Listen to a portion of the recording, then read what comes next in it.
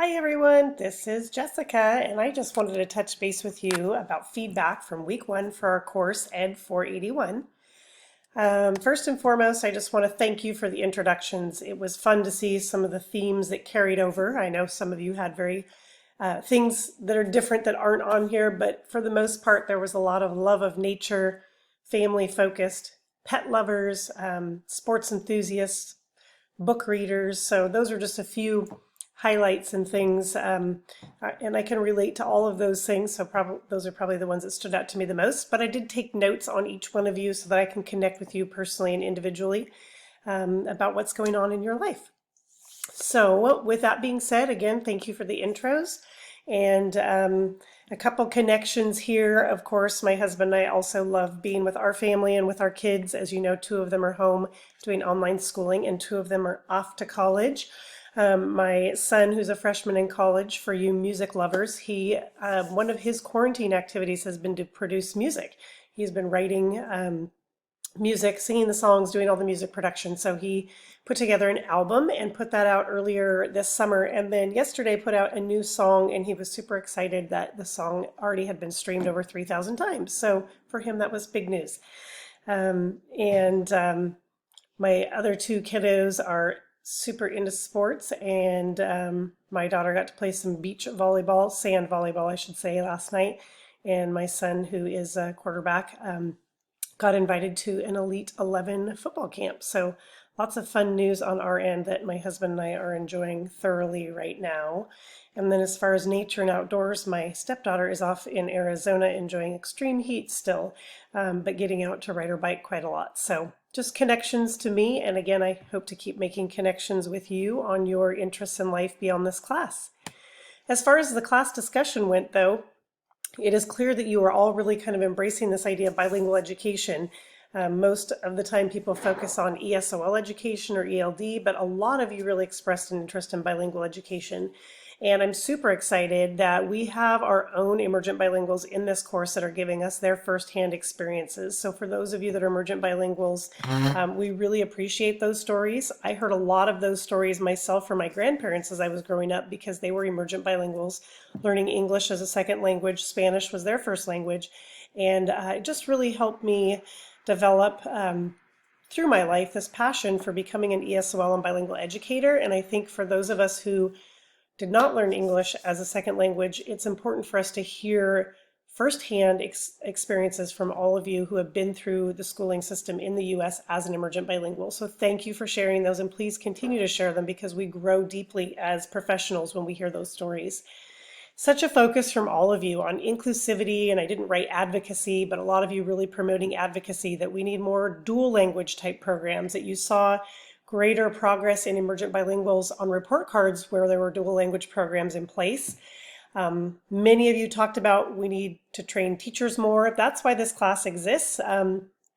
Prior to, goodness, I want to say 2016, this class was not required. And so now every single educator will have to at least have this one course about educating ESOL and bilingual students. So that helps in training teachers. We also have a Grow Your Own program here at Western where we are working with local high schools to bring in bilingual teachers so that we have more better prepared for dual language programs and other bilingual programs. A number of you also talked about alienation, feeling like outsiders, anxiety and stress that come along with being emergent bilinguals. And so that's the big focus for this school landscape project that you will engage in throughout the term. So hopefully you read the directions for that assignment and how to adapt it if you can't find a school to engage with online or make in-person visits if possible. I know school districts have a lot of rules and policies right now about in-person visits, but some are allowing it with precautions and protocols in place. But back to my point here is that this is such a huge issue.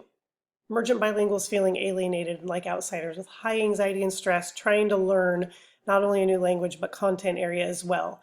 And so it's just really important that we think about that in our school landscape project and how we're creating a welcoming environment, because that's the first and foremost, is creating that welcoming environment and building relationships with our students, and then we can teach.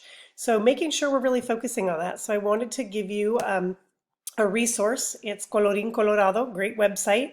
This particular link will take you right to the website.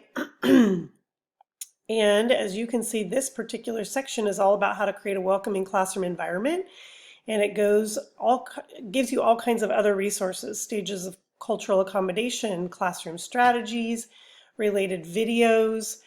This website is full of great resources. So feel free to peruse through that and use it in your connections when you're creating your school landscape project. And again, I hope you have a great week. Thank you for your really great work in your discussions.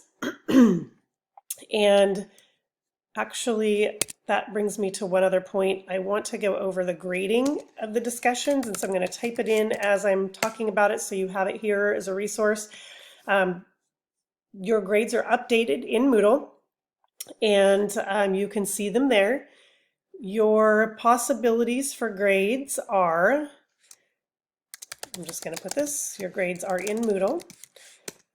Every week, the discussion is worth, weekly discussion is worth 5 points. I know that doesn't seem like a lot for the amount of work that it is, but based on the fact that the class is worth 100 points, in the end your discussion ends up being 50 points total for the term, so it's half of your course points for the entire term for the class. So it's obviously something that's really important that you're reading and reviewing all the materials and engaging in the activities to help you deepen your understanding of the concepts. And so with the 5 points each week and the 50 points for the term, as you can tell, this will dramatically affect your grade, but also really will dramatically affect your learning. So the 5 points are 2.5 points for the initial post, and then 2.5, I guess I should say 1.25 points for each peer response. Of course, some weeks I will change the peer response and I will say 1 peer response is due. In that case, obviously the peer responses will be worth 2.5 in that case, so 2.5 total.